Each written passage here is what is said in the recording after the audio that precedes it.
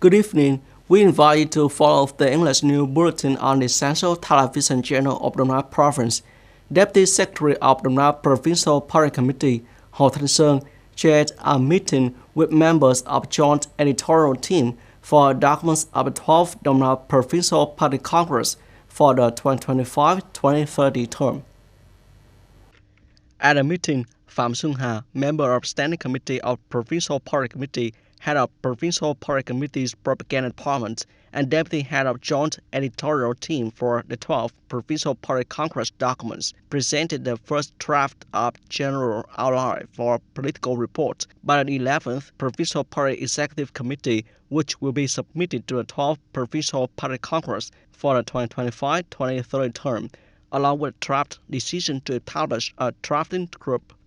Members of the joint editorial team also provided their opinions on document drafted groups, the group responsible for compiling, reviewing, and responding to feedback on the draft documents, the group drafting Congress resolution, and etc. Concluding the meeting, Deputy Secretary of Provincial Party Committee, Ho Thanh Sương, requested that members of joint editorial team with their assigned function and tasks should demonstrate a high sense of responsibility, strive to complete the work, and focus on developing documents that meet the required quality and proposed schedule.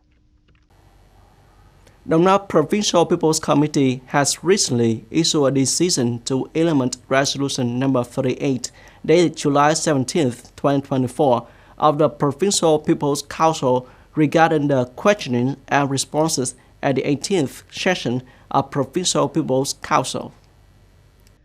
Notably, regarding solutions for road infrastructure to facilitate traffic for residents and reduce traffic accidents, the Provincial People's Committee has assigned the Department of Transport to take the lead, in coordination with other departments, sectors, and local people committees, to accelerate construction of key transport routes to help alleviate traffic congestion on overloaded roads. Additionally, the Department of Transport will continue to review and propose the expansion of existing expressways. The province also requires the creation of a fundamentally complete transportation network to meet the needs for goods and passenger circulation. According to the latest data from the General Department of Customs, Vietnam's export turnover of timber and wood products reached $9.5 billion by mid-August, up 24% compared to the same period last year. By this time, the sector has achieved 67% of its 2024 target. Notably, the export turnover of wood, especially wooden furniture, continues to record strong growth, accounting for 68% of the total export turnover of the entire wood industry. The United States remains the largest market for Vietnam wood and wooden furniture imports, which nearly $4.9 billion, an increase of 26% compared to the same period last year. With this result, the target of $14.2 billion in wood and wood product exports for the entire sector in 2024 is highly achievable. Yesterday, Honduran President Xiomara Castro accused Washington of interfering in internal affairs. The accusation was made after the U.S. expressed concerns over a meeting between Honduras Defense Minister Jose Manuel Zelaya and his Venezuelan counterpart, Vladimir Parrino, on August 20th. In a statement, Castro said the intervention and interventionism of the U.S., as well as the intention to direct Honduras' political affairs through its embassies and other representatives, are unacceptable. On the same day, Honduran Foreign Minister Enrique Reina stated that U.S. employing Honduran involvement in trafficking is a direct threat to the country's independence and sovereignty. Earlier, U.S. Ambassador to Honduras Laura Dogu expressed surprise at Honduras official meeting with Parrino, who was indicted by the U.S. for drug trafficking in 2020.